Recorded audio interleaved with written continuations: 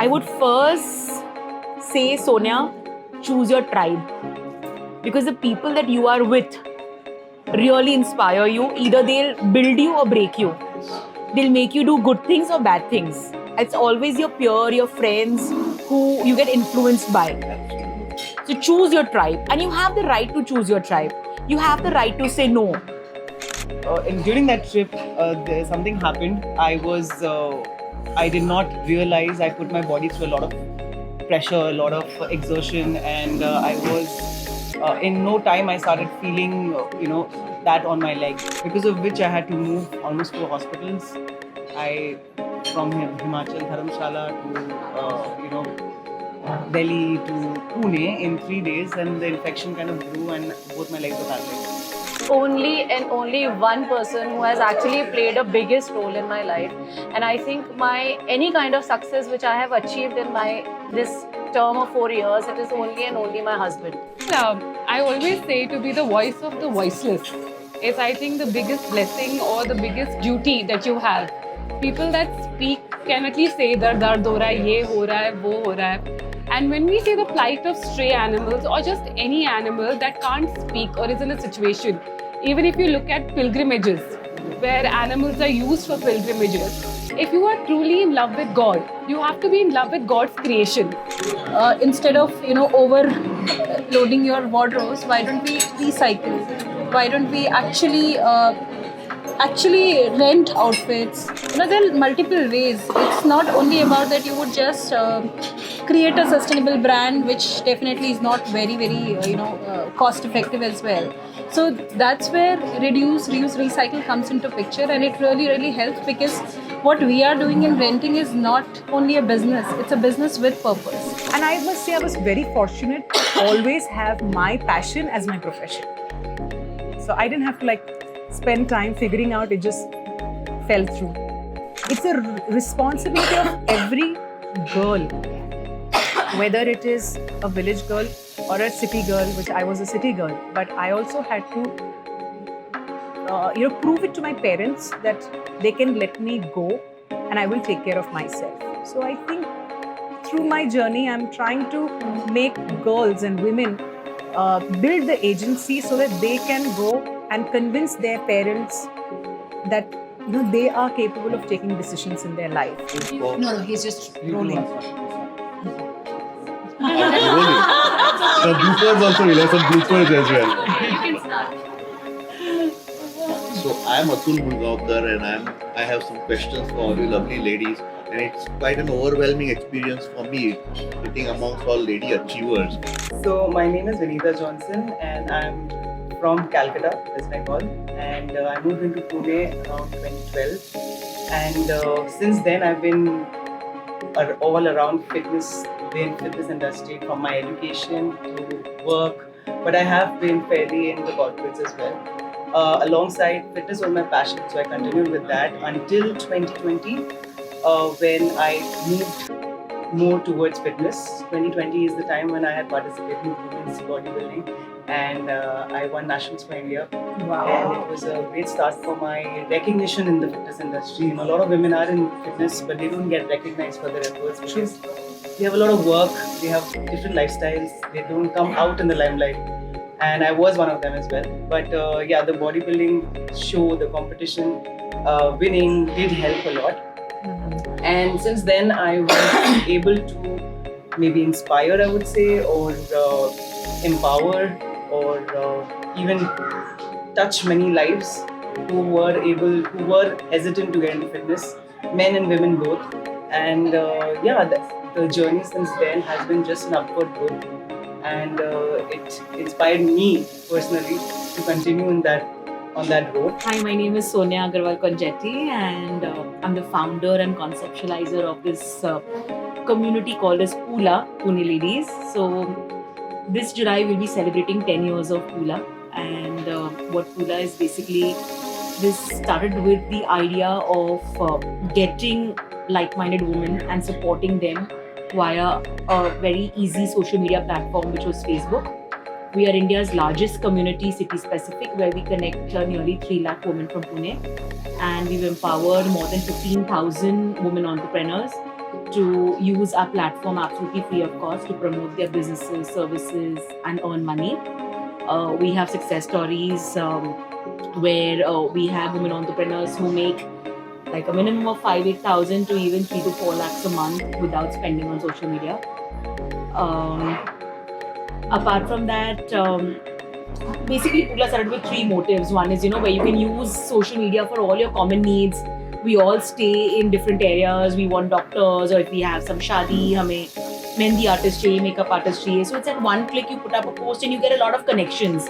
Or looking for a venue for shadi and Radisson comes up, so it makes it life very easy. And second one is we believe in making every woman financially independent. That is where the Pula Bazaar concept came up. We also do around 8 exhibitions and flea markets a year to support our entrepreneurs. We do a lot of networking meets, business meets, we do trainings. And the third one is even like in today's century, there are still a lot of women who go through issues like, physical abuse, domestic violence, किसी को बच्चा नहीं हो रहा है, किसी को job नहीं मिल रहा है. So various issues of life, and they don't know where to go and where to vent out. So we want this culture where we want women to break the culture of silence, seek support, and I believe unless you seek support or ask, nobody's going to give you. So that is why this entire platform. And we've in fact been associated with Facebook, where they selected us in a program where we've been funded by them. We've been mentored, trained. I've also been invited to their conference at Germany, Berlin headquarters to represent Pune, pin it on the map.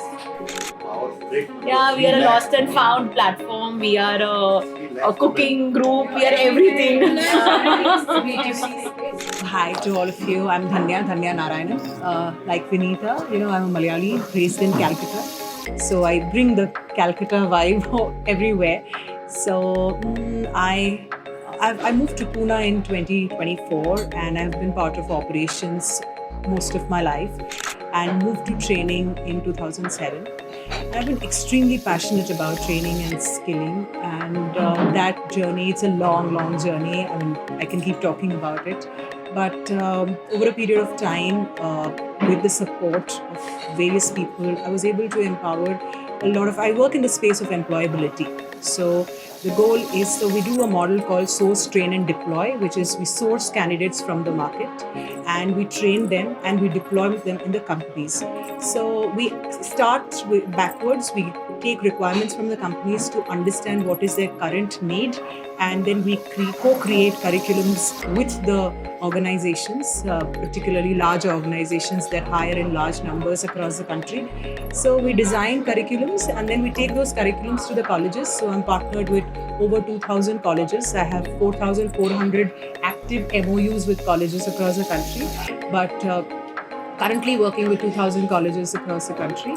And the whole idea is to take the curriculum from the corporate, which is a dynamic requirement year after year, and take it to the colleges and do a finishing school, both in terms of soft skills and also hard skills, which involves technology, banking, finance, insurance, mortgage, investment banking, whatsoever it is.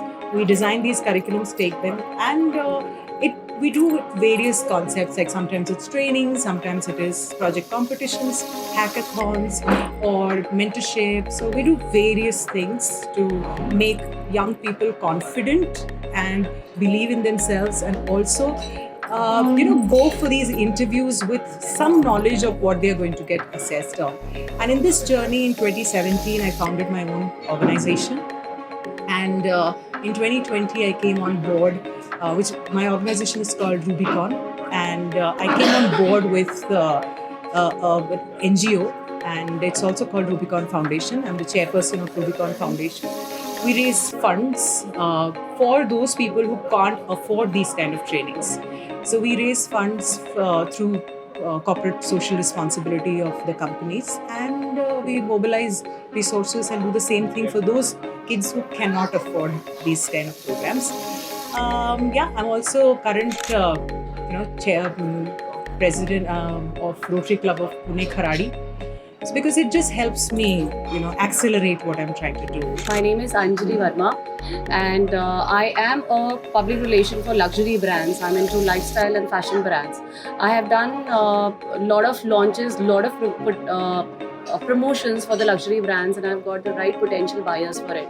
So I mostly deal with the women crowd because they are the ones who are more fashionable and who are more enthusiastic as well. So yes, I should tell you that I've worked with the big brands like Zara, Forever New, Malabar Gold, Tata Click Palette, Tira Beauty, and Lot Penny.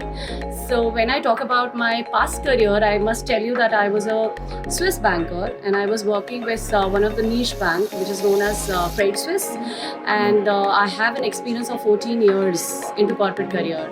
But somehow I realized that I'm somebody who is very connected with people, and I felt that I can very much relate myself with them.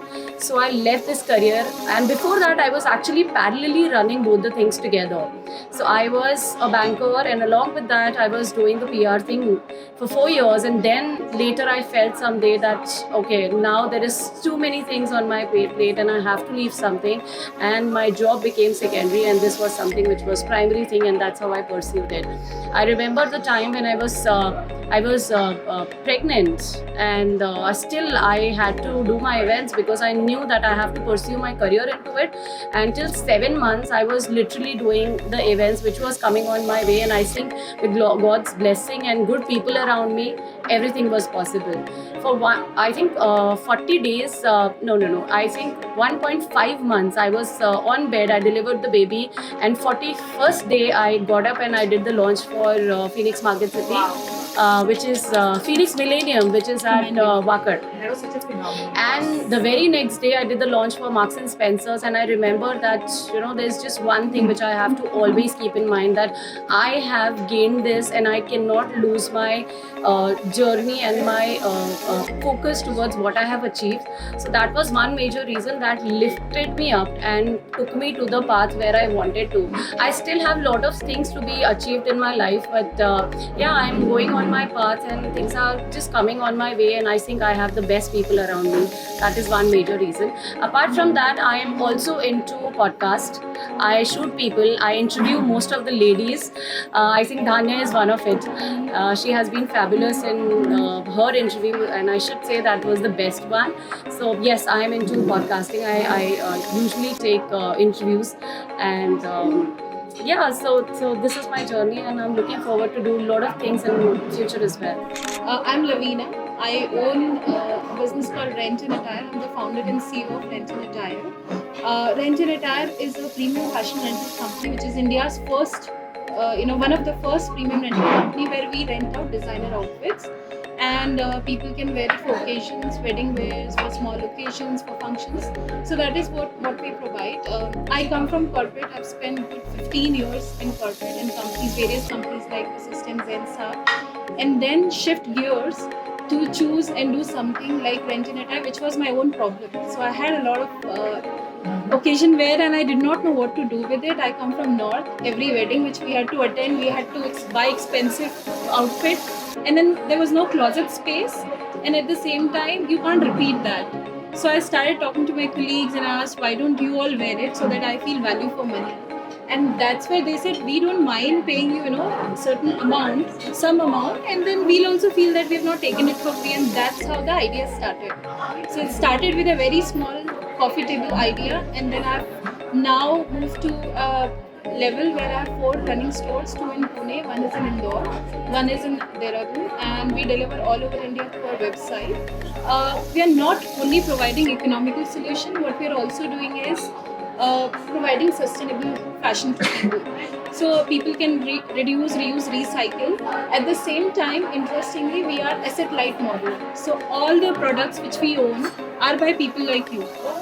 So we are just the aggregator in between. So that is the model which we have created. We call it Earn Through Us, and we've got wonderful feedback on that. So that is who we are at this moment. Thank you so much. Hi everyone, it was so nice to hear the introductions of such powerful women.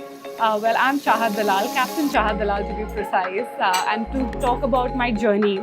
I was 3 years old when I told my mom that I wanted to be a pilot, and in the year 2011, I was the youngest female pilot in the world. I turned 18 and I got my CPL.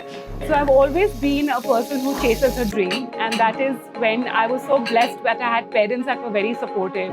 जिन्होंने बोला कि no matter what your dream is, it is possible. So So that's how I started my professional career as a model. And I kept saying, you know, ki the runway is common. So even though I'm a pilot and I'm modeling, I'm keeping the runway common, because once I came back to India, I had to give DGC exams because I had an FAA pilot license, which is an American license to fly, and you have to convert it to a DGCA license. And while I was giving exams, we saw this hoarding in Korega Park. Westin has auditions for Miss India Universe. And mom and me were like, let's go make a day out of it. Let's just go, free chai coffee mil jayegi. We'll get to spend the entire day over there. And the first round happened, the second round happened, and I made it to the finals. And I was the top 7 in Miss India Universe in the year 2014. They called me back for Miss India the next year, and I made it to the top 10 for Miss India World. That's when I realized that this is something which I used to mock earlier. I used to think that pageants kya hote hai? You have to just dress up, click pictures, and that is it. And that's when I realized that it's so much more in pageantry. You're not only looking beautiful, you're being a good person as well. We always spoke about the concept of beauty with a purpose. And that's when my philanthropy work started. I'm primarily into animal rescues and animal welfare rights. I'm a spokesperson for it, and I'm also hands-on, on-ground, working with them in various ways. Besides that, I thought, you know, this is also an opportunity where I get a platform to work towards feminism. And when I speak about feminism, it's not the bedazzled concept that the world has of it, where the woman is always right and we can slap our way through the world. I think that is what the world has made it, and that's not what true feminism stands for. We believe in equality, equal opportunity, where we even respect the other gender. Feminism is not about putting the other gender down, but talking about, I have the choice to do what you do, I have an equal opportunity to do what you do, and I deserve the same amount of respect while doing that. So I've been working with a lot of women when it comes to giving them opportunities, to creating spaces for them, and to give them the true meaning of feminism. I've been working with various NGOs. I work with the Paraplegic Rehabilitation Center in Pune. That is one of my favorite causes that I work with, because that is the ex-defensemen that have served our country and got injured on the job. They're either paraplegics or quadriplegics. And I would like to implore you all, please go visit it. आपको ऐसे बिल्कुल नहीं लगेगा you're at an NGO, because those people truly believe in the spirit that it's not the disability but the ability that counts. So that's where my social causes I've been working with. Besides that, I run a company called Dazzle Dust, which had primarily started as only a pageant grooming academy, where I used to take girls in and train them for pageants. And I had so many people come to me and talk about the fact that what you're teaching in pageantry are basic life skills. Etiquettes, dining etiquettes, speaking etiquettes, corporate etiquettes, and I realized that why limit myself to that? And that's when I converted Dazzle Dust into a proper finishing school. And also I have a lot of corporates that I work with, where I teach them corporate etiquettes, dining etiquettes, speaking etiquettes. I'm also a TEDx speaker, a public speaker. Besides that, I stumbled into the world of Instagram because of my modeling, and that led me to be a luxury lifestyle influencer. I have, I think, a modest following on Instagram as well, which has led me to use that as a platform, not only to promote brands, but also to be a spokesperson for everything that I believe in. Besides that, I'm also an MC, a DJ. I run an entrepreneur academy where I also do fashion events, curate fashion shows. I'm a talent agency for everything fashion show related, whether you are looking for designers, whether you're looking for jewelers, light people, sound people. And yeah, I'm also like a master of all trades and jack of none. I think I would put it that way, not the other way around, because I've always been taught nothing succeeds like success, and nobody can put a boundary on me, because sky is definitely not the limit for me, but the beginning, because I have wings to do it. And I'm excited to have this chat with everyone today and get to know you all better. And after hearing all your stories, if I have to introduce myself, I'm only a hotelier, and I know nothing beyond hoteliery. And today there'll be a lot of things that I'll be taking back from this forum, I would say. And so thank you all for being here. And you started something called HHIT, Hit and Run. Yeah, it's HIIT. HIIT. Yeah, it's high intensity. HIIT. Correct. And then how does it? What sets it apart? I mean, HIIT, because we didn't hear it in the introduction about. Right. Yeah. So I wanted to keep it really short since we have time. Yes. So Hit and Run, that's high intensity interval training, HIIT. And Run, we combined our training practices together and made that essentially that initiative started in my life when I almost thought my fitness career was over. Alright, that was in 2020, shortly after my the contest which I had won. I had gone for a solo trip in Himachal, and I had 3-4 days of amazing fun. I trekked and climbed hills and moved around since I was very active as well. And during that trip, something happened. I did not realize I put my body through a lot of pressure, a lot of exertion, and I was in no time I started feeling that on my legs, and I had a major injury. There was an infection that grew in my lower leg, and I had to be rushed to the hospital. It was a cellulitis infection, and then because Himachal is not really known for the hospitals and good healthcare over there. I was not able to get the correct healthcare, the corrective practices, and the right treatment over there. Because of which I had to move almost 4 hospitals. From Himachal, Dharamshala to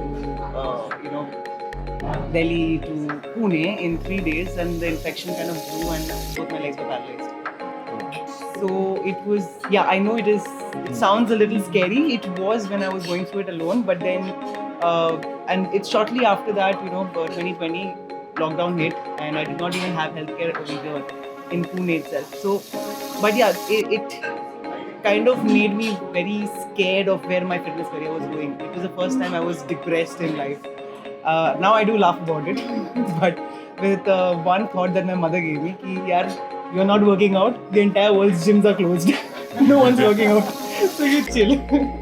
So this kind of helped me. It was a funny thing, but I kind of started in 2 months. Doctors had told me 6 months you can't get off the bed. And in 2 months I was doing upper body workouts.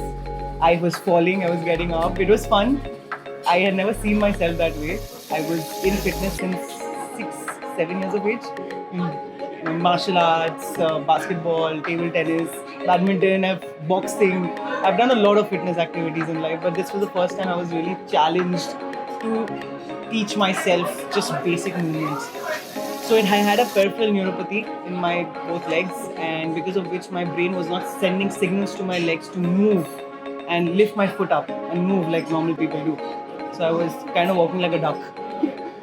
But that was the place where I started learning, becoming patient with myself, and I was so engrossed in just getting better.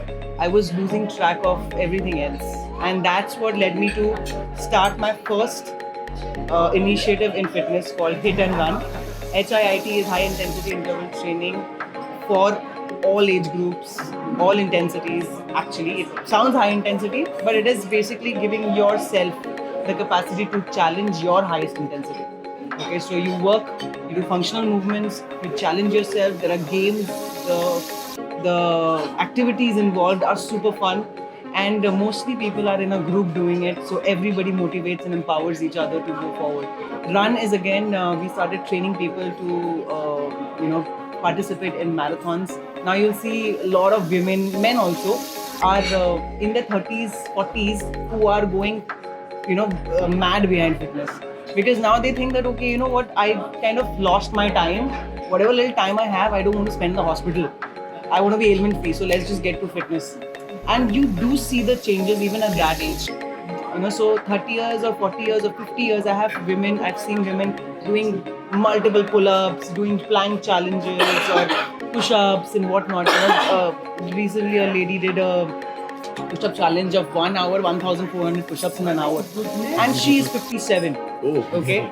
So these are the things, where, and people are not just mad. They not just don't wake up one morning and think, yaar, aaj chalo kuch karne ko nahi hai, 50 push-up kar lete. It's over a period of time that you get to a level where you can actually attain that. 1,400 push-ups is not an easy task. Trust me, if I tell you to do 5, you'll lose it. So it is very difficult, and people know that now in their 30s and 40s they want quick results. And it's not bad to have quick results. You will be pushing yourself for it as well. So Hit and Run kind of brings people together to put themselves, because people want to have fun in fitness. Some aspects of fitness is very boring as well.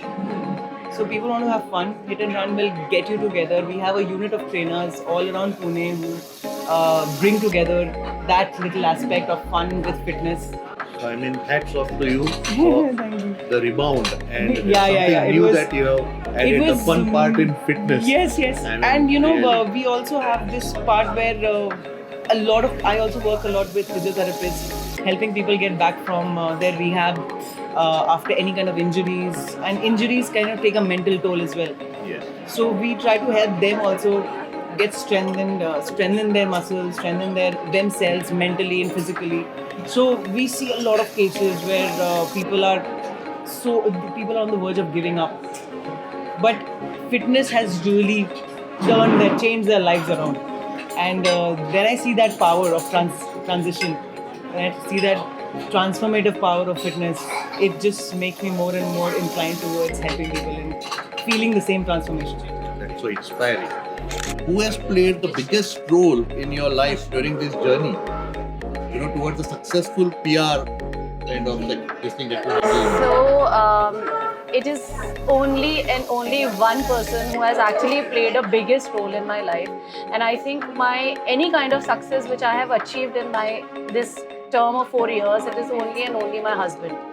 He has actually played a role of Krishna in my life, and I have played a Arjun for him. So the way he has taught me the lessons, and whenever I am in a problem or I feel that there's nobody who's going to help me, it is only him who helps me. So I come up with a problem and he tells me the solution. He tells me just one thing, just one or two words, and that's how I play my part, where I've got a path and I have to just work on it. So yes, he has played a role of Krishna and I am his Arjun. That's what he is. Because actually, I have great respect for women. And see, for us men, we go to work, we think, kitne problems are life mein. We discuss the work problems at home with our spouse, and we think that, oh, we are so bogged down. But for a woman, you never hear them complaining or whining. इनके बच्चे भी देख रहे हैं, घर भी संभाल रहे हैं, अपनी जॉब भी संभाल रहे हैं. You know, I mean, women are actually super women, I would say. You know, and So, yeah, I know. I mean, I would add on to this कि I had never felt when I started my career as a banker, I never felt that I will become a PR and I will go so long, right? So there was a time when I felt कि अरे job तो चाहिए ही चाहिए, हर महीने salary आती है, right? So that is a fixed part of it. So I remember the time that I told him that I won't ever leave my job because I can't sit back at home. आज वो ऐसा time आया जहाँ पे वो खुद मुझे force करने लगा that you know what, you are at a stage of leaving your job and you should do that. I had this goal in my mind when I told you, when I was pregnant, I got to know that the company was being acquired by another company, and that day I felt that I have to leave my job because the thing which is going parallelly, it is very good, and I know that can be a primary stuff for me. So that ways I was on the verge of leaving it, and yes, I think last month was the day when I left my job, and now I'm a freelancer, I'm a free bird, and let me tell you this, I'm very, very happy, very satisfied, very happy. I've done 14 years of my life in corporate. I have tasted it, I've tried it, and now this is my journey, and I'm sure I'm going to go way oh, I long. wish I could be in your shoes, all of you. I mean, you're lucky.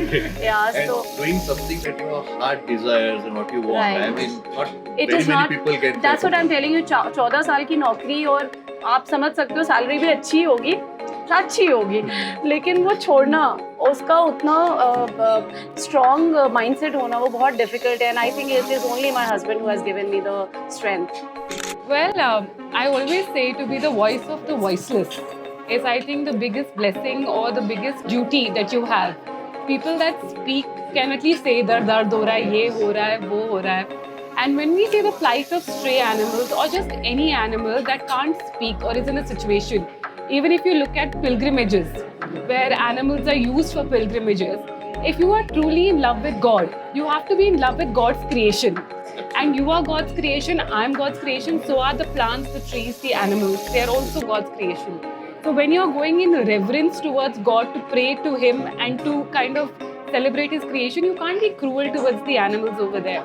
So you see a lot of this happening. I see a lot of people, we were just talking about it before our chat started, that people from very educated homes will not have the decency to have a polite conversation about it. Now, I as an animal rights activist, I'm not saying that everybody has to be in love with animals. Please understand, I'm not saying that. I'm simply saying don't be cruel towards them. So when I used to say that people didn't understand that difference when I talk about animals' rights, people are thinking, oh, you have to palo them, you have to take every animal at home. That's not what I'm talking about. I'm just saying let them be in their space, let them do their own thing. The world doesn't primarily belong to humans, it belongs to every creation of God. And animals are a part of it. And if you look at it, they're a very important part of your ecosystem. Even the little bees, if even the bee population will die, आपको पता है कितने repercussions हो रहे हैं. In 7 days, the whole World will come to an end. We have these discussions.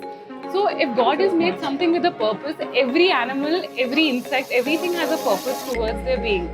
So that's when I said that if I have that opportunity, if I've come to a forum where the public listens to me, where they are willing to hear what I'm saying, besides of course the glamorous and the dance kar lo, achhi photo kheech lo, yeah, people are come to your page for that as well. But if I am not bringing something to the table that will add value to the world that I'm living in, I have no right to sit and complain over here कि global warming हो रही है, ये हो रहा है. So I always feel that when we have the capability to bring a change, and it is every common person can bring a change. You don't need to be a celebrity, you don't need to be a public figure. You just need to bring about change in your surroundings. And of course, animals are something that are close to me. That is why I chose to do that.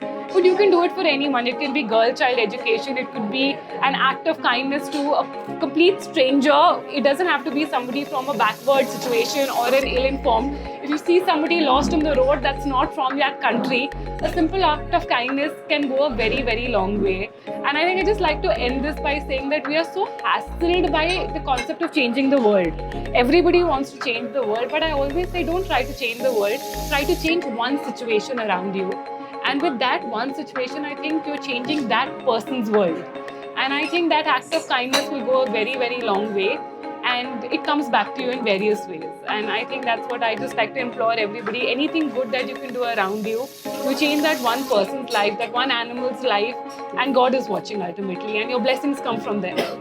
absolutely small that we may think it is. Yes. We may feel it's insignificant, but it's not. It's never insignificant. I think learning to coexist very, very Yeah. important. When we talk about animals, especially I'm an animal lover. Yes. And I could relate to everything she's saying that coexisting is very, very important. And I'm not saying that, I reiterating it.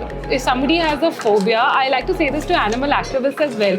Don't force the love of an animal on another person. Phobia होता है. किसको claustrophobia होता है, किसको पानी से डर होता है. I'm not trying to put that passion and love that I have towards animals on other people. I think it's an illogical expectation to have. For me, an animal is like my child, but if you don't feel that way, we are empowering women nowadays, where people saying that if you don't want to have a child, it's absolutely all right. Then why not for people that don't have that love for an animal? I mean, that does become your second boundary, right? So I want to say that just be kind towards them. If aapko dar lagta hai, don't go out of your way to poke them, throw stones at them. Just walk away from the side. And people that are doing the good, just let them do the good. That's all I like to say. It's very well said. Thank you. And truly, I can say master of many trades. What inspired you? As I said, I heard you say it's a coffee table, and I'll go a little step further. I mean, how do you think today we can make fashion more sustainable? Because everybody's talking about sustainability. So, how can fashion be made more sustainable? I mean, Very good question. Interestingly, all of us are getting very well aware about, the global warming, the issues we are facing every day. We have to save Mother Earth in whatever ways. Making fashion sustainable is not only a brand's responsibility. It is we as consumers, we as individuals also to take certain steps like, why don't we reduce instead of, overloading your wardrobes, why don't we recycle? Why don't we actually rent outfits? There are multiple ways. It's not only about that you would just create a sustainable brand, which definitely is not very, very, cost effective as well. So that's where reduce, reuse, recycle comes into picture, and it really, really helps because what we are doing in renting is not only a business, it's a business with purpose. when I got into this, I was not sure what I was doing. When all of us have started, we did not know what are we getting into, and that's the beauty of getting into something new.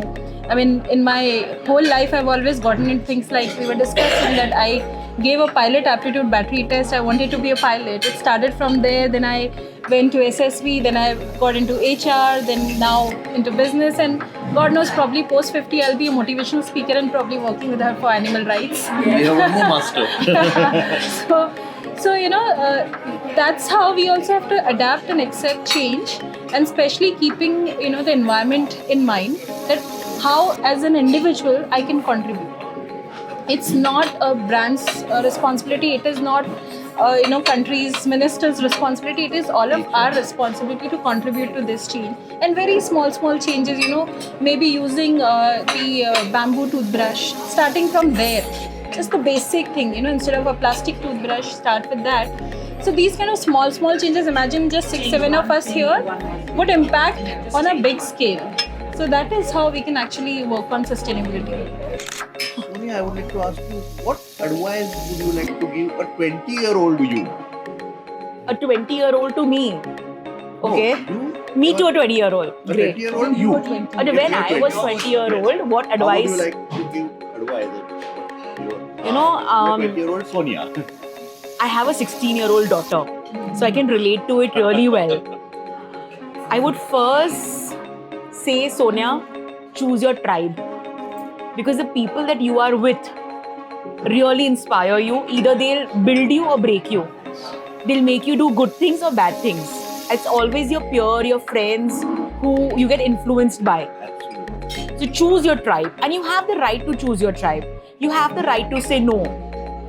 That age of, teenager, 20, early 20s, people get carried away. The raging hormones.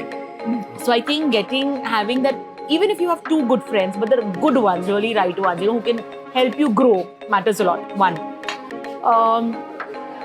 Two, I would have told Sonia, start early. I started Pula when I was 34. So 33, I think, is when I started Pula. The world is really competitive. Anything that you want to do, I think it's very important.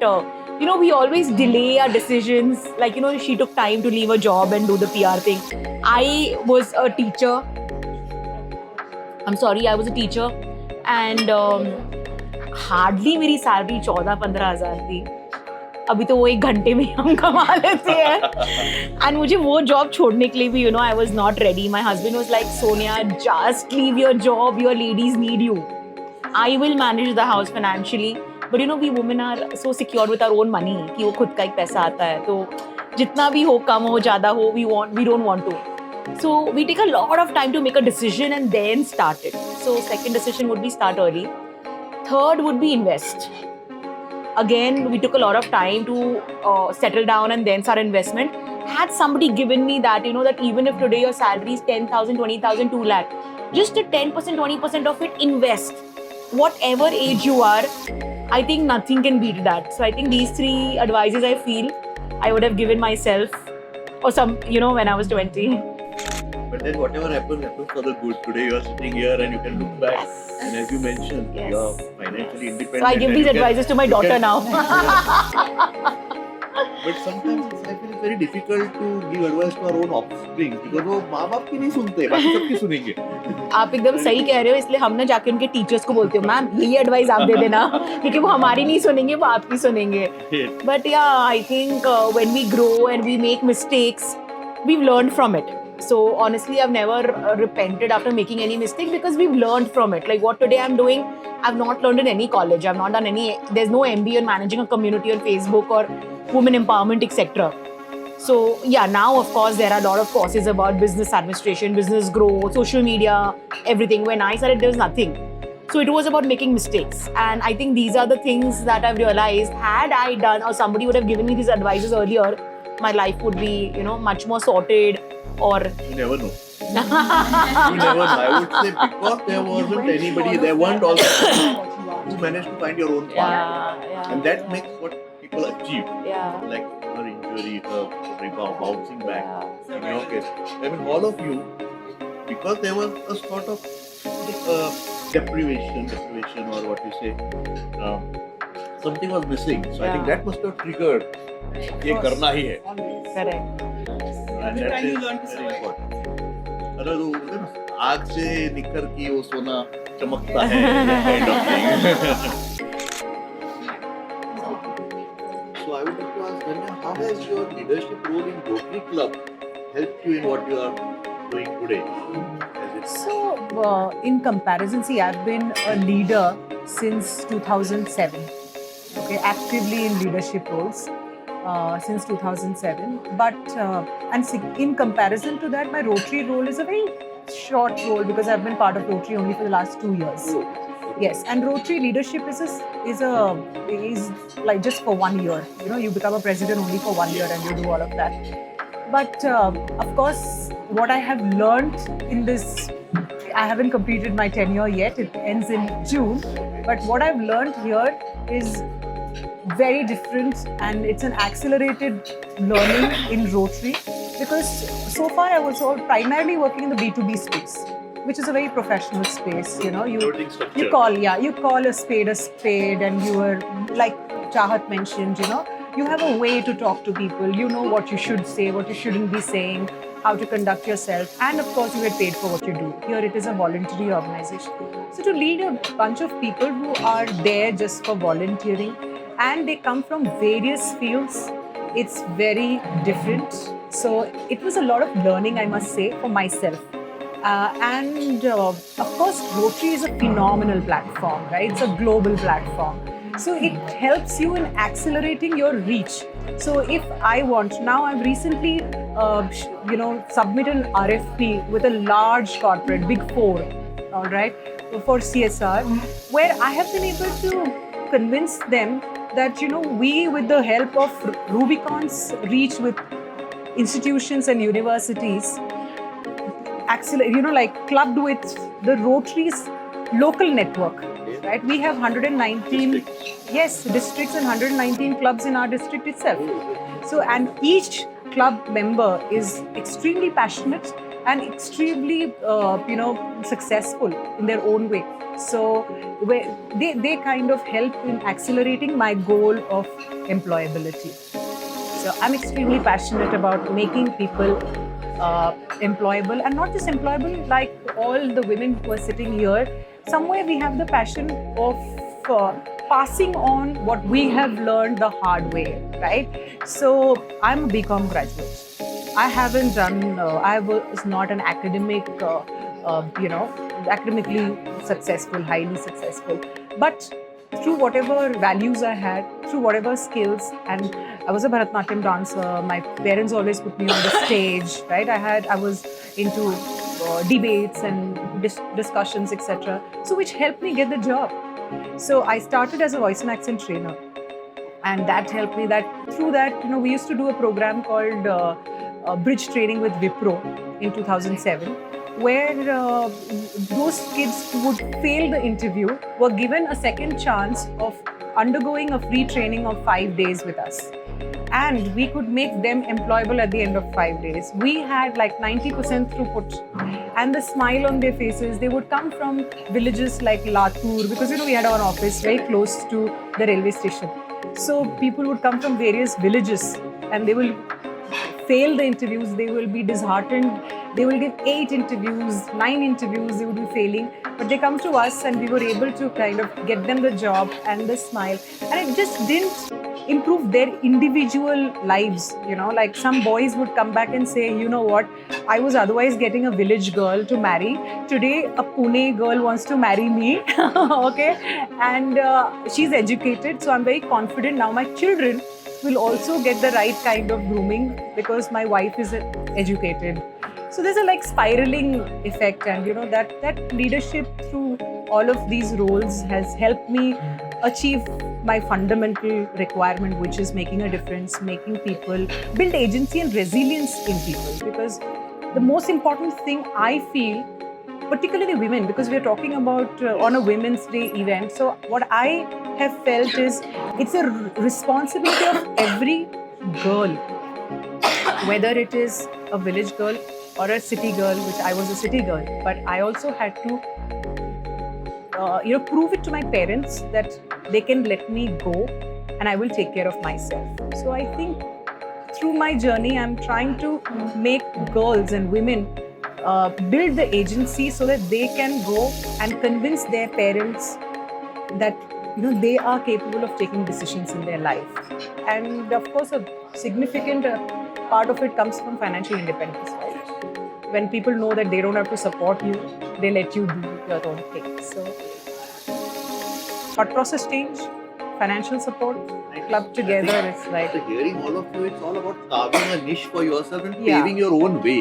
Ahead, you know. And I must say, I was very fortunate to always have my passion as my profession. So I didn't have to spend time figuring out, it just fell through. We may always speak about village and the urban people, but deep down in this subcontinent or in India, it's very difficult still for a woman to actually find it. And I'm really hats off to all of you because it's not very easy being a woman and again being successful, because all the opportunities, even if we see even in cities, they are provided to the male child mostly. Yes. See, we are in Pune today. Pune is very progressive, right? Very Mumbai, Maharashtra, one of the progressive states. But somewhere the psyche or the mentality still needs to change. So we've seen if there is egg in the house, it will go to the boy. It will not go egg, khana, protein, right? Which even girls need. But when I've traveled and I've seen, if there is egg, because they can't provide eggs to all the children, so they will provide it to the boy child. If the girls will not get. So we did a campaign where we made, we got eggs for girls, and we try to convince people in those areas, and it is not in a village. It is in Pune. That's what I said, because the mentality needs to Yeah, change. we work with the Anganwadis, and we made that available to girls. So there is still this, if I may use the word, discrimination or differentiation which happens, may not happen in any of our families perhaps, but it is rampant in still many households. So I think your stories would be quite inspirational.